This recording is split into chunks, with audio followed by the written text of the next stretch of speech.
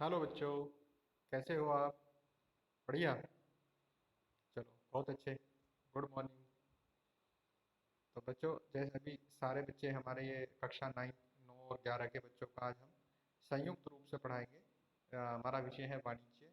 और कक्षा 11 11 के बच्चों की जो पुस्तक का नाम है, उनकी किताब का नाम है बही खातायाम लेखा शास्त्र। उससे पहले आप लोगों से मेरी रिक्वेस्ट है कि प्लीज़ मेरे यूट्यूब चैनल स्कॉलर्स पावर को लाइक करें, सब्सक्राइब करें और शेयर करें। आज जो हम आपको पढ़ाने जा रहे हैं, बिल्कुल बेसिक्स चीज़ों से, बिल्कुल स्टार्टिंग चीज़ों से स्टार्ट करेंगे, जिन्हें कुछ टीचर्स या कुछ अध्यापक बिल्कुल इग्नोर करके चले जाते हैं और पढ़ाते नहीं है। वो आगे जाके कॉम्पिटिटिव एग्जाम्स में भी पूछे जाते हैं और आपके लिए बहुत महत्वपूर्ण चीज़ें रखते हैं। क्योंकि बच्चा यदि वाणिज्य का है, उसको न्यूमेरिकल तक आते हैं, सब कुछ आता है, लेकिन उसको ट्रिग्नोलॉजी नहीं आती है, मतलब उसको बेसिक्स नहीं पता है, तो वो वहाँ पर जाकर फेल हो जाता है। बच्चों, आज जो हमारी क्लास है वो संयुक्त रूप से कक्षा 9 और 11 के लिए है। और आज हम आप लोगों को पाठ नंबर 1, लेखा शास्त्र के परिचय से निम्नलिखित बातों पर चर्चा करेंगे। नंबर 1, पुस्तक पालन का अर्थ, meaning of book keeping. Number 2, पुस्तक पालन की परिभाषाएं, definitions of book keeping. Number 3, पुस्तक पालन में शामिल की जाने वाली विभिन्न गतिविधियां, various activities to be involve in book keeping. आओ बच्चों, इस विषय पर हम चर्चा करें। जैसे कि हमारा आज का जो मीनिंग हम जिसका बताने जा रहे हैं, हमारा जो वर्ड है उसका नाम है बुक कीपिंग। बुक कीपिंग का मतलब बही खाता, यानी पुस्तक पालन। तो पुस्तक पालन दो शब्दों से मिलकर बना है, पुस्तक और पालन।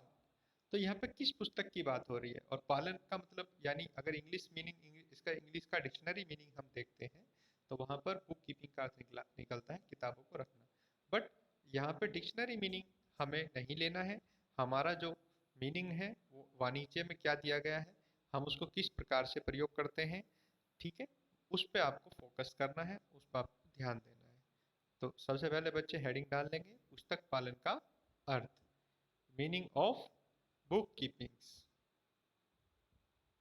लिखना शुरू करेंगे।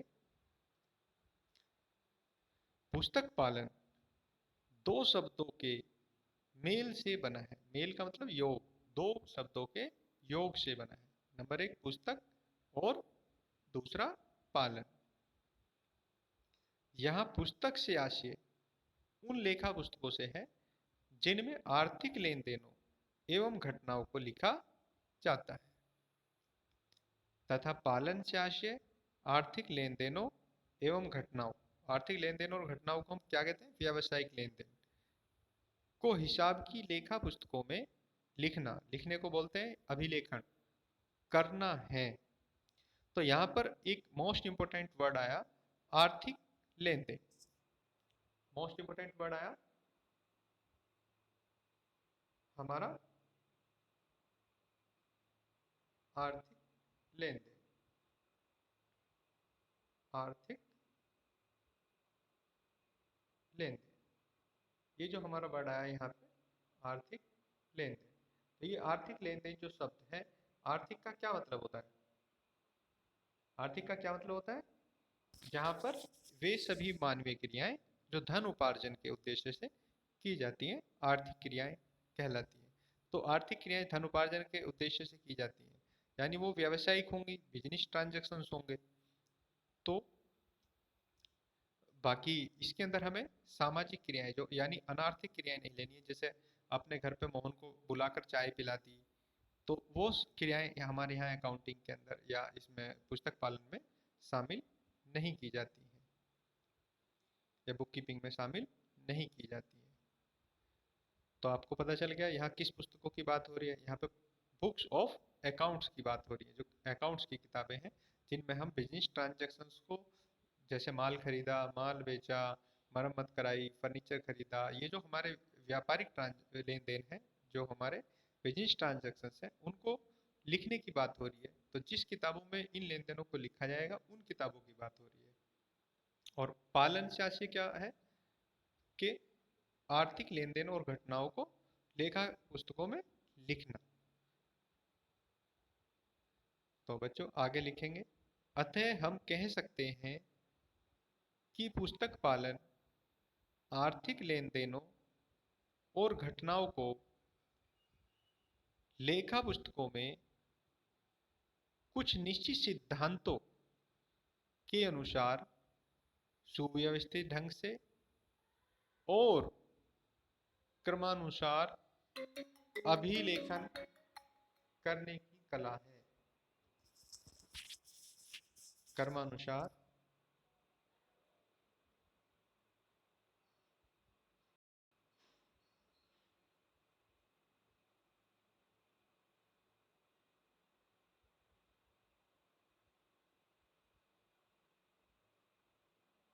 कॉल आने की वजह से थोड़ा डिस्टरबेंस हो गया था। फिर से स्टार्ट करते हैं, फिर से रिपीट करता हूँ। अतः हम कह सकते हैं कि पुस्तक पालन आर्थिक लेन देनों और घटनाओं को लेखा पुस्तकों में कुछ निश्चित सिद्धांतों के अनुसार सुव्यवस्थित ढंग से और क्रमानुसार अभिलेखन करने की कला है। पुस्तक पालन लेखांकन का एक भाग है और इसे बही खाता पद्धति के नाम से भी जाना जाता है। चूंकि पुस्तक पालन में आर्थिक लेन देन और घटनाओं का लेखा कुछ निश्चित सिद्धांतों एवं नियमों के अनुसार किया जाता है, जिस प्रकार विज्ञान में किया जाता है। विज्ञान में क्या होता है कि कुछ उसके अपने बेसिक्स होते हैं, तो यहाँ पे भी कुछ उनके अपने प्रिंसिपल होते हैं, कुछ अपने सिद्धांत होते हैं। उसी तरह से पुस्तक पालन में भी आर्थिक लेन देनों और घटनाओं को कुछ निश्चित सिद्धांतों एवं निश्चित सिद्धांतों एवं नियमों के अनुसार लेखा किया जाता है। इसलिए पुस्तक पालन एक विज्ञान भी है। अतः पुस्तक पालन कला और विज्ञान दोनों है। एक बार फिर से बच्चों के लिए वो स्लाइड को मैं रोक के दिखाता हूँ, जहाँ से बच्चों को जितना नोट करना है। तो बच्चों को यहाँ से पुस्तक पालन का अर्थ से लेकर अर्थ नोट कर लेना है। थोड़ी देर मैं इसको छोड़ देता हूँ, आप नोट कर लो।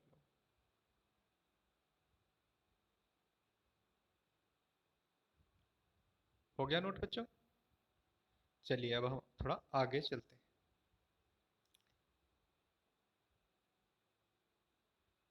हमारा अगला टॉपिक है पुस्तक पालन की परिभाषाएं। तो पुस्तक पालन को विभिन्न विद्वानों ने निम्नलिखित प्रकार से परिभाषित किया है।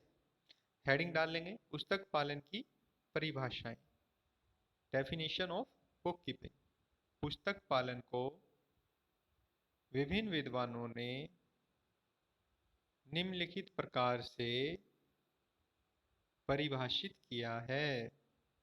नंबर 1, स्पाइसर और पेंगलर के अनुसार, कॉमा लगाएंगे, इन्वर्टेड कॉमा लगा के लिखेंगे, पुस्तक पालन व्यावसायिक तथा अन्य सौदों को क्या बोलते हैं? लेन देन।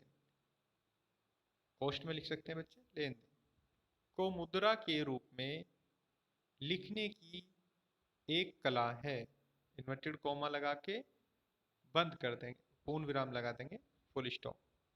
नंबर 2, रोलैंड के अनुसार। रोलैंड क्या कहते हैं पुस्तक पालन के बारे में? सबसे सिंपल परिभाषाएं मैंने यहाँ पे आपको लिखवाई हैं, जो आसान भी हैं, छोटी भी हैं और आपको याद करने में आसानी रहेगी। इन्वर्टेड कॉमा लगा के लिखेंगे, पुस्तक पालन सौदों को कुछ निश्चित सिद्धांतों के आधार पर लिखना है। तो ये आपकी हो गई परिभाषाएं, पुस्तक पालन की परिभाषाएं। आप इसको नोट कर लेंगे। थोड़ी देर के लिए मैं स्लाइड को रोक देता हूं, आप यहां से इसे नोट कर लीजिए।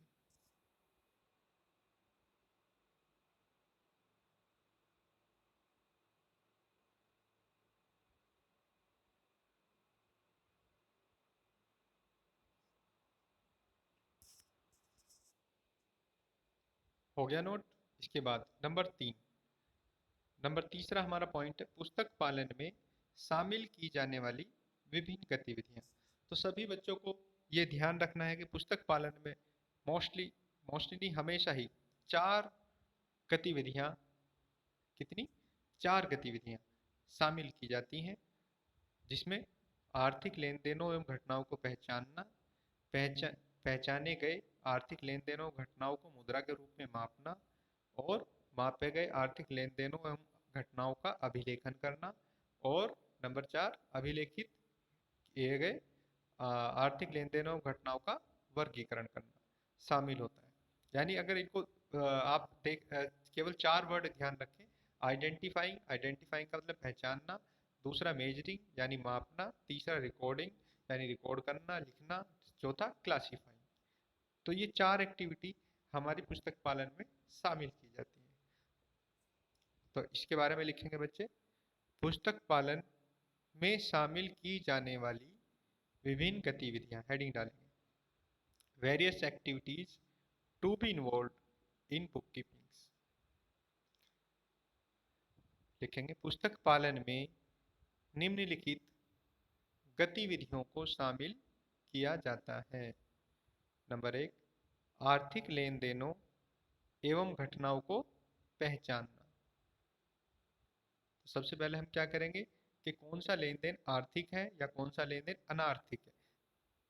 किसको, यदि अनार्थिक लेन देन है तो उसको हम रिकॉर्ड नहीं करेंगे।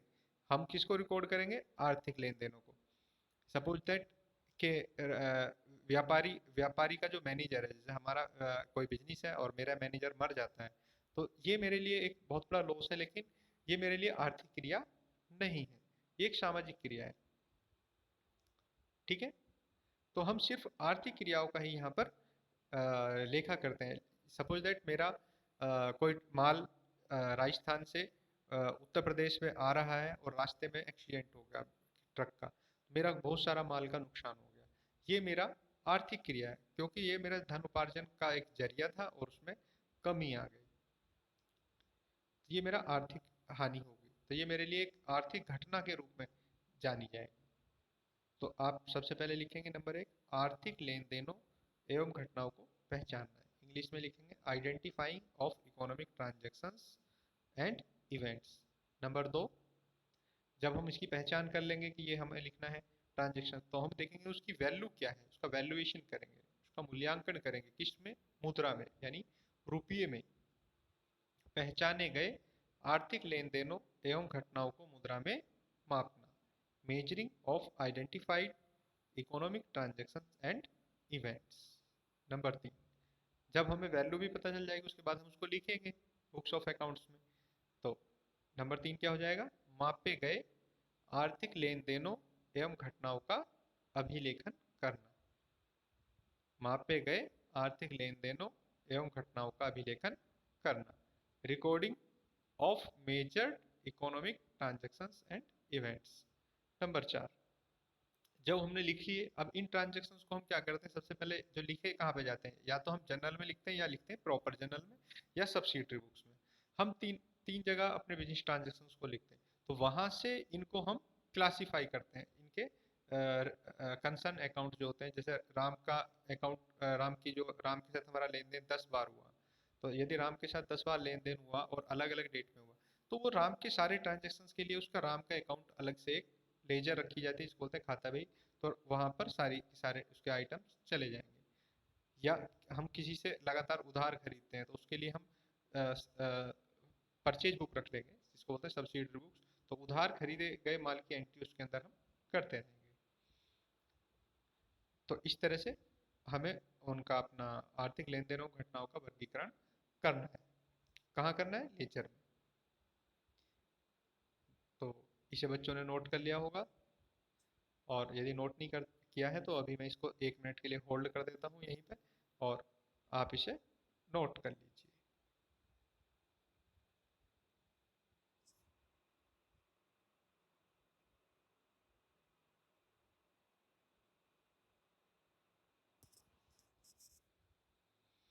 तो बच्चों आज की क्लास बस इतनी ही, क्योंकि कल हम मिलेंगे आपको नए टॉपिक के साथ, जहाँ पर हम आपको पढ़ाएंगे लेखा कर्म का अर्थ, यानी मीनिंग ऑफ अकाउंटिंग, यानी अकाउंटिंग क्या होती है, लेखा कर्म या लेखांकन की परिभाषाएं, अकाउंटिंग की परिभाषाएं किस प्रकार से दी गई हैं, उसको किस प्रकार से परिभाषित किया गया है। नंबर 3, लेखाक्रम या लेखांकन में शामिल होने वाली विभिन्न गतिविधियां कौन कौन सी हैं। नंबर 4, पुस्तक पालन तथा लेखाक्रम के लाभ। एक नोट डाल लेंगे बच्चे जहाँ पे ये लिखा है हमने,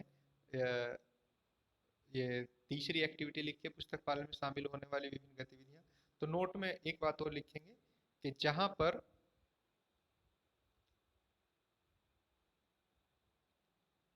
पुस्तक पालन समाप्त होता है वहां से लेखांकन शुरू होता है। नोट में लिख लेंगे।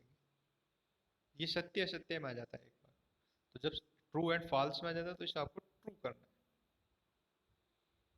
तो बच्चों मेरे यूट्यूब चैनल स्कॉलर्स पावर को आप सब्सक्राइब करें, लाइक करें और शेयर करें। मैं प्रवक्ता वाणिज्य लोकेश कुमार, राधाकृष्ण गुप्त आदर्श विद्यालय इंटर कॉलेज दिलदार नगर अब आप लोगों से विदा चाहूँगा। बाय बाय, कल मिलते हैं।